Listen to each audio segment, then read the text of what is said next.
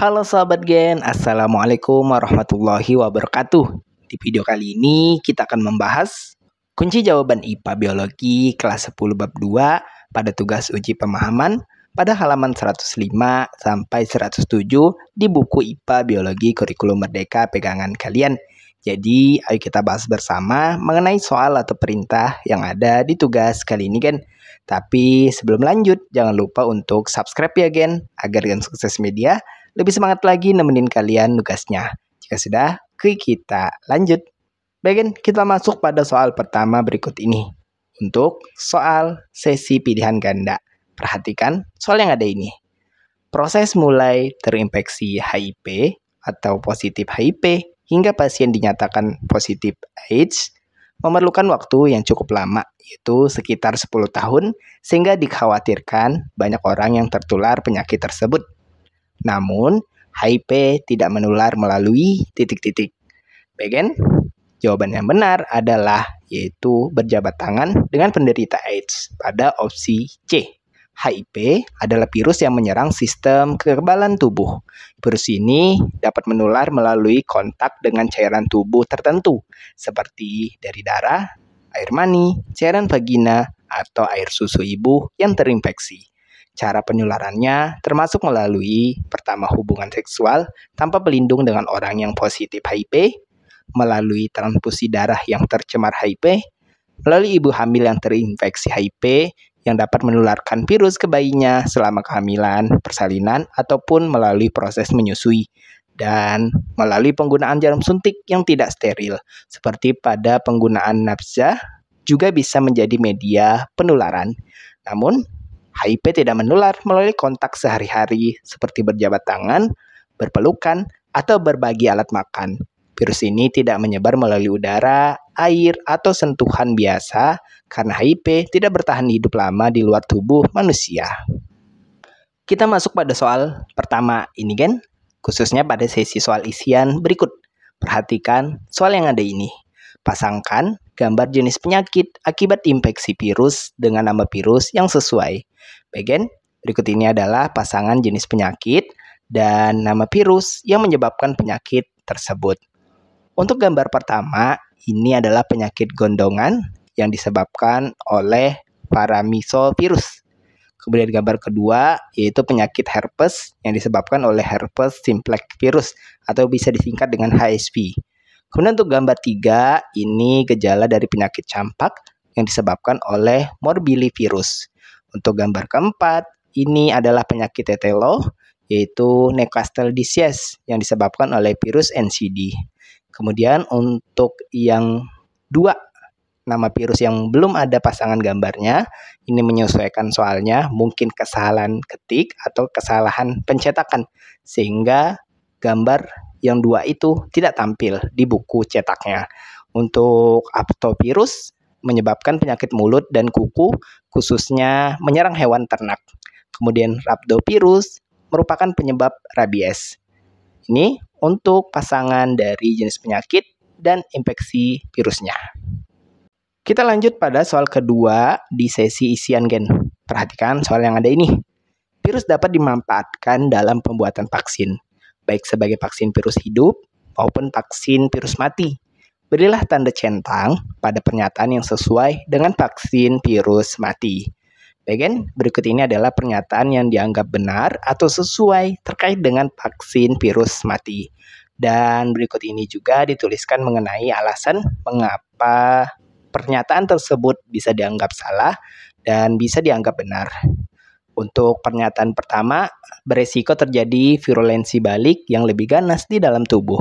Bagian ini merupakan pernyataan yang salah karena vaksin virus mati tidak menyebabkan virulensi balik karena virus dalam vaksin ini sudah dimatikan dan tidak dapat bereplikasi di dalam tubuh.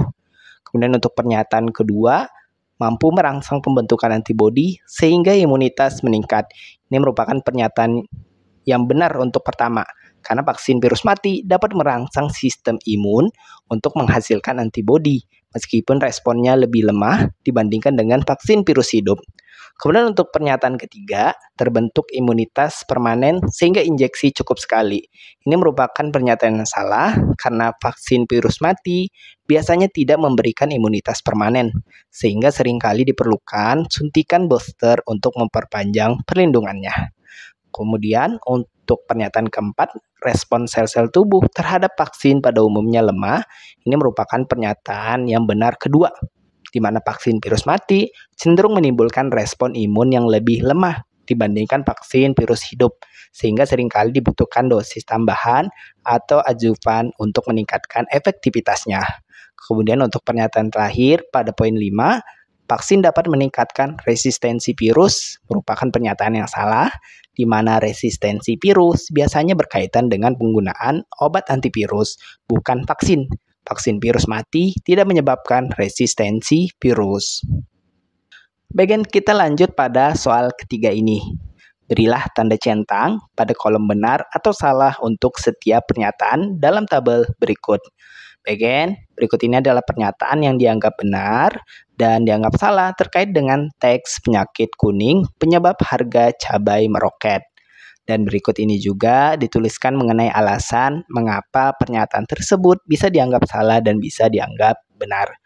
Untuk pernyataan pertama, penyebab penyakit kuning pada tanaman cabai adalah kutu kebul, merupakan pernyataan yang salah. Alasannya, penyebab penyakit kuning pada tanaman cabai adalah begomovirus, bukan kutu kebul. Kutu kebul di sini hanya berperan sebagai vektor yang menularkan virus tersebut. Kemudian untuk pernyataan kedua, pencegahan penyakit kuning pada tanaman cabai dapat dilakukan dengan imunisasi tanaman muda.